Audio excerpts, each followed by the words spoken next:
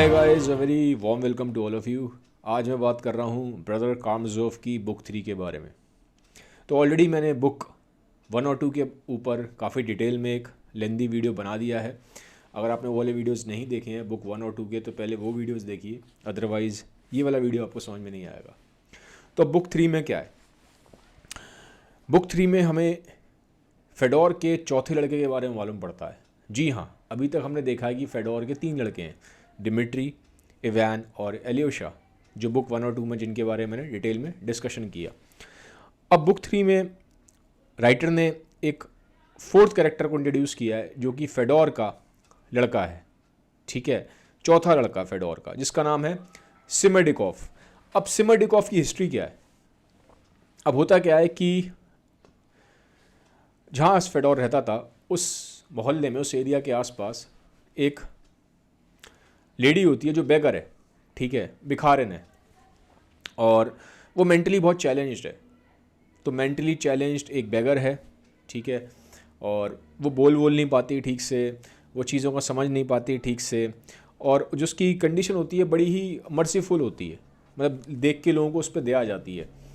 तो जो उस मोहल्ले के लोग हैं वो उसको खाना वाना दे देते हैं, ठीक है, कपड़े वगैरह दे देते हैं, बट इन जनरल वो जो बंदी है, जो बेगर है और जो बोल भी नहीं पाती और जो मेंटली चैलेंज्ड है, कुछ नहीं समझती। उसको ये भी समझ नहीं होती कि उसने कपड़े पहने हैं कि नहीं पहने हैं, उसे खाना खाना भी है कि नहीं खाना है, ठीक है। तो बहुत ज़्यादा मेंटली चैलेंज्ड है, और लोग, लेकिन जो उस मोहल्ले के लोग होते हैं वो out of courtesy, out of mercy उसका ध्यान रखते हैं। अब होता क्या है, तो राइटर ने दिखाने की कोशिश करी है कि एक इंसान किस लेवल तक गिर जाता है, एक इंसान किस लेवल तक नीचे गिर सकता है, ये राइटर ने दिखाने की कोशिश करी है फेडोर के थ्रू। क्योंकि जो फेडोर है, जो हम ऑलरेडी जानते हैं कि बहुत ही ज़्यादा अभी तक उसको एज ए ईवल कैरेक्टर दिखाया गया है, और एक ऐसा इंसान दिखाया है जो बहुत ही ज़्यादा सेंसरी प्लेजर्स की तरफ जाता है, और उसके लिए जो प्लेजर्स हैं वो लाइफ में उसको बहुत ज़्यादा ड्राइव करते हैं। तो लेकिन अब फेडोर ना बहुत ज़्यादा नीचे लो लेवल तक गिर जाता है। कैसे गिरता है? फेडोर इस मेंटली चैलेंज्ड लेडी का रेप कर देता है, उसको प्रेग्नेंट कर देता है, और उसके थ्रू जो लड़का होता है उसका नाम है सिमरडिकोफ। अब देखो, ये भी एक इसमें बड़ी एक इंटरेस्टिंग चीज़ दिखाई है कि डिस्पाइट द फैक्ट वो लेडी मेंटली चैलेंज्ड है, उसे कुछ समझ नहीं है, उसे कुछ सुध-बुध नहीं है, लेकिन जब उसकी डिलीवरी होने वाली होती है, जब सिमरडिकोफ पैदा होने वाला होता है, तो उस टाइम पे, उस रात को, वो फेडोर के घर का गेट, जो कि बहुत ऊंचा गेट है, बहुत ऊंचा गेट है, उसको फलांग के, मतलब उसको चढ़ के प्रॉपर उसको क्रॉस करके उसके गार्डन में आती है, जबकि उसके अंदर इतनी ताकत नहीं होती कि नॉर्मल चल फिर भी पाए। डिलीवरी होने वाली है तो इतनी ताकत नहीं होती, और वैसे भी वो एक गरीब लेडी है, बॉडी उसकी बहुत ज़्यादा वीक होती है। तो लेकिन डिलीवरी के टाइम एकदम से, आप देखो, एक नेचर का एक मिरेकल समझ लो कि उस लेडी में एकदम से इतनी पावर आ जाती है कि वो पूरा गेट, इतना ऊंचा गेट फेडोर के घर का, उसको प्रॉपर उसको चढ़ के, उसको क्रॉस करके फेडोर के गार्डन में, घर के गार्डन में आके लेट जाती है, और वहाँ पे वो डिलीवरी देती है, और जब वो डिलीवरी करती है सिमरडिकोफ की, उसकी डेथ हो जाती है। अब जब उस बच्चा हो जाता है सिमरडिकोफ, तो वहाँ पे काफ़ी आवाज़ आ रही होती है, क्योंकि जब वो मरने वाली होती है तो एक दर्द के मारे, आदमी की दर्द के मारे एक कराहट निकलती है, एक आवाज़ निकलती है, ठीक है, और बच्चा भी जब होता है तो बच्चे की भी रोने की आवाज़ आती है। तो फेडोर के घर में एक नौकर होता है जिसका नाम है ग्रिगोरी, और ये नौकर ग्रिगोरी बहुत ही वफादार है। राइटर ने उसका कैरेक्टर दिखाया बुक 3 में कि ग्रिगोरी बहुत ही ज़्यादा लॉयल है, बहुत ज़्यादा लॉयल है, बहुत ज़्यादा वफादार है। किसके प्रति? फेडोर के प्रति। मतलब फेडोर अगर गलत भी होता है तो भी उसको डिफेंड करता है। तो अब ग्रिगोरी को और उसकी वाइफ को आवाज़ आती है एक बच्चे की, ठीक है। जब वो जाके देखते हैं, वो देखते हैं अरे ये बच्चा किसका है। वो देखते हैं जो उसकी मदर होती है, जो वो लेडी थी, ठीक है, जो बेगर थी और जो मेंटली चैलेंज्ड होती है, उसकी डेथ हो गई है, और बगल में एक बच्चा उसने डिलीवर किया जिसका नाम है सिमरडिकोफ। तो अब जो सर्वेंट है फेडोर का, ग्रिगोरी ही सिमरडिकोफ को पाल पोस के बड़ा करेगा, और ये ग्रिगोरी ही है जिसने इवान को, एलियोशा को और डिमिट्री को भी पाल पोस के बड़ा करा था। क्योंकि इन सब लड़कों की, जो ब्रदर कारामाज़ोव थे, इनकी माँ तो, दोनों ही माँ जो थी इनकी, दोनों की जब ये बचपन में थे तभी डेथ हो गई थी, तो इनको पाल पोस के भी ग्रिगोरी ने ही बड़ा किया। तो अब जो चौथा लड़का है सेमेडिकोव, इसको भी पाल पोस के ग्रिगोरी ही बड़ा करेगा। अब जो सेमेडिकोव है ये भी एक बड़ा ही इंटरेस्टिंग कैरेक्टर है। ये बहुत ही ज़्यादा मतलब आप कह सकते हो इसके अंदर एक इनडिफरेंस है वर्ल्ड को लेके, इनडिफरेंस है वर्ल्ड को लेके इन द सेंस कि इससे किसी चीज़ से कोई फ़र्क नहीं पड़ता कि दुनिया में क्या हो रहा है क्या नहीं हो रहा, ठीक है। तो मतलब एक तरह से आप कह सकते हो कोई इमोशंस नहीं है इसके अंदर, सेमेडिकोव के अंदर, और बोलता नहीं है, बात नहीं करता, बहुत चुप रहता है। तो मतलब बहुत ही थोड़ी सी मिस्टीरियस सी पर्सनैलिटी दिखाई है सेमेडिकोव की। और सेमेडिकोव का बहुत ज़्यादा बड़ा एक रोल है जो भी हमें स्टोरी में जैसे जैसे आगे स्टोरी कवर होगी तो आपको समझ में आएगा। तो ये यहाँ तक मैंने समझाया कि किस तरह से दो नए कैरेक्टर हमें दिखाई दिए, सेमेडिकोव और ग्रिगोरी। अभी हम यहाँ पे अब ये भी देखेंगे कि कैसे एक बच्चा है उसके ऊपर उसकी मदर का इम्पैक्ट कितना ज़्यादा होता है, ठीक है। ये डॉस्टोवस्की ने बहुत अच्छे से यहाँ पे अब एक सीन में यहाँ पे डिपिक्ट किया है बुक 3 में। अब होता क्या है कि फेडोर ने दारू पी रखी है, और जब आदमी बहुत ज़्यादा दारू पी लेता है तो जब आउट हो जाता है बिल्कुल तो वो कुछ भी बड़बड़ाता है। तो ऐसे ही फेडोर भी कुछ भी बड़बड़ाना स्टार्ट कर देता है। अब रूम में उसके इवैन है, एल्यूशा है और सेमेडिकोव है और उसका सर्वेंट ग्रिगोरी है, डिमिट्री नहीं होता। तो एल्यूशा को बोलना स्टार्ट कर देता है कि ये जो लाइफ जीते हो ना मॉन्क वाली, ये कोई बहुत अच्छी लाइफ नहीं है, ठीक है। मैं तुम्हारी इस लाइफ से खुश नहीं हूँ।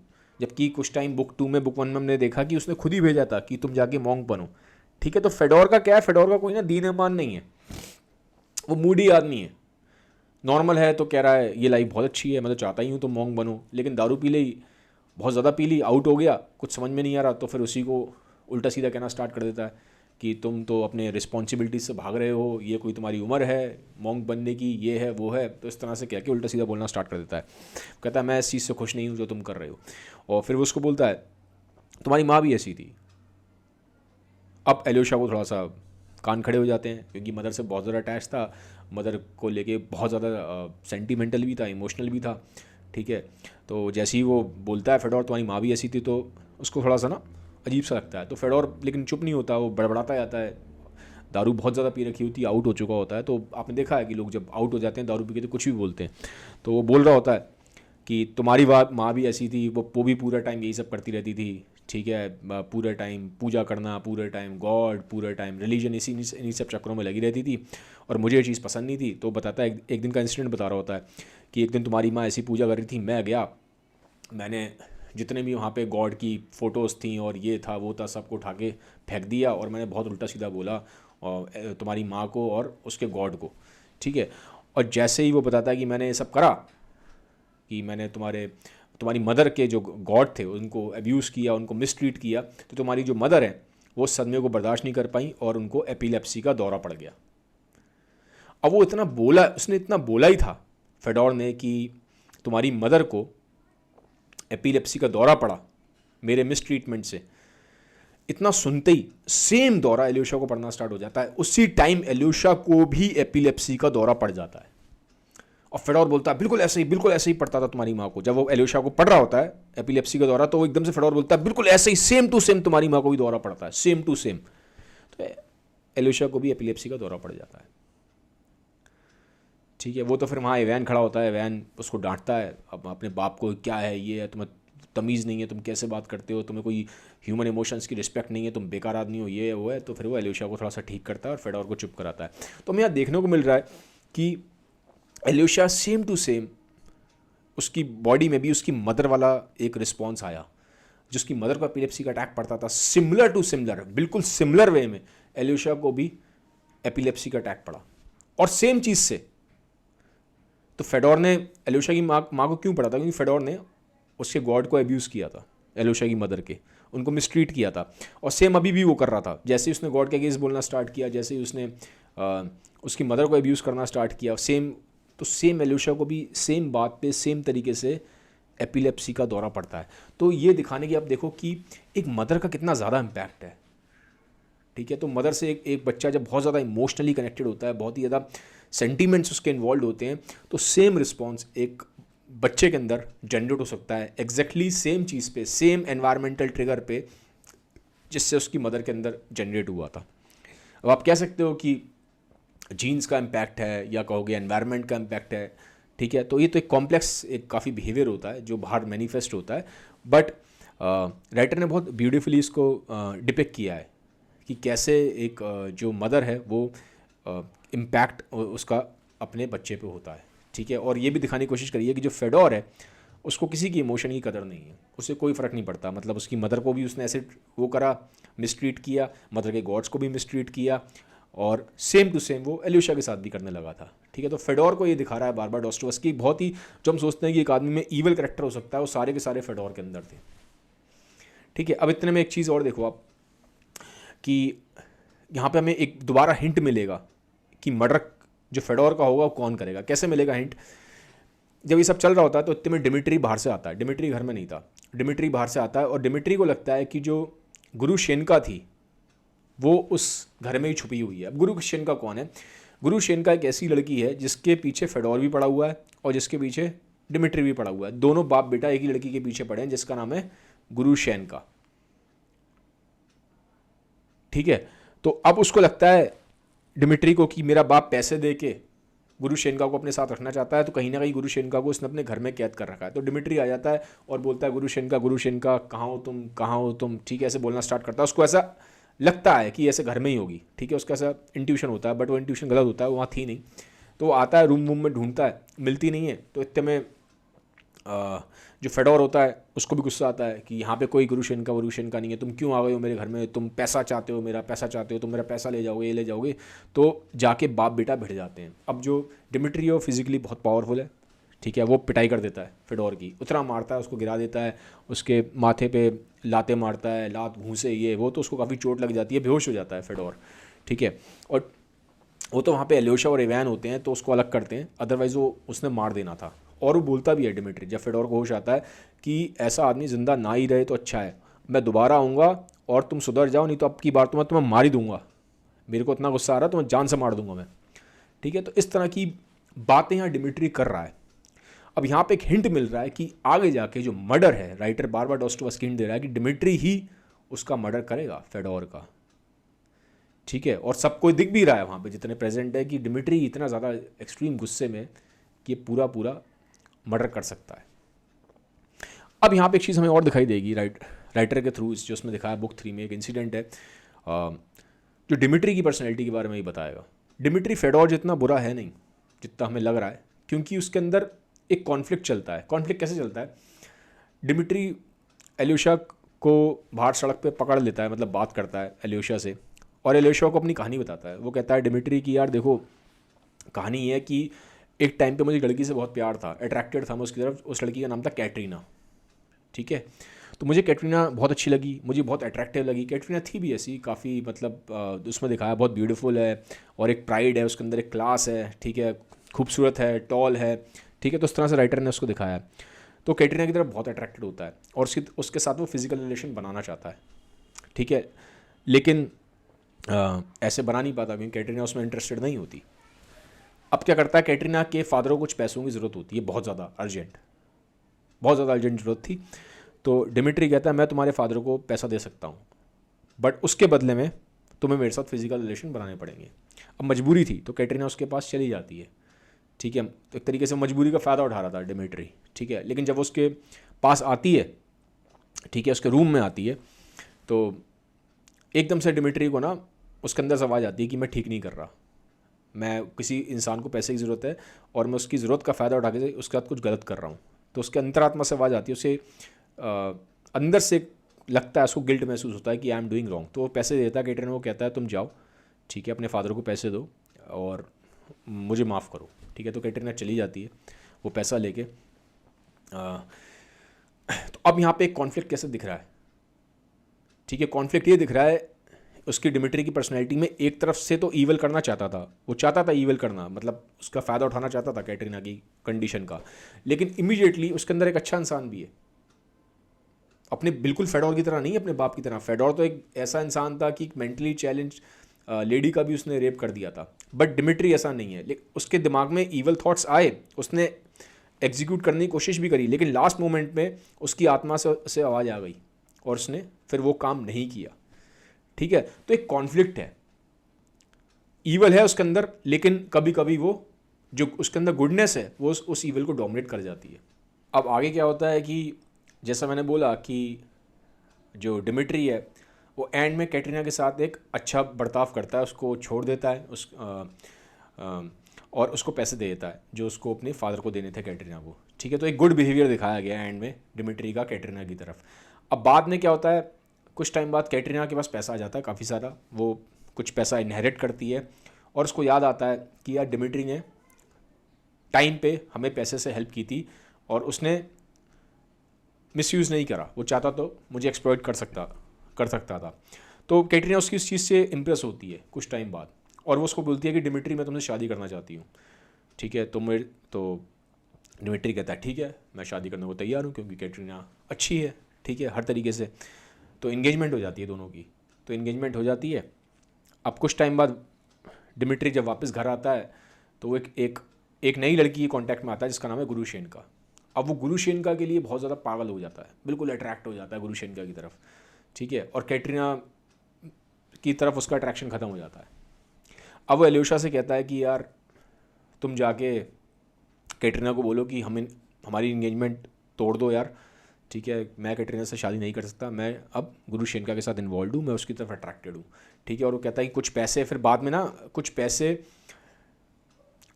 डिमिट्री ने कैटरीना से लिए थे और उस पैसे को उसने इंजॉय करने में सारा उड़ा दिया।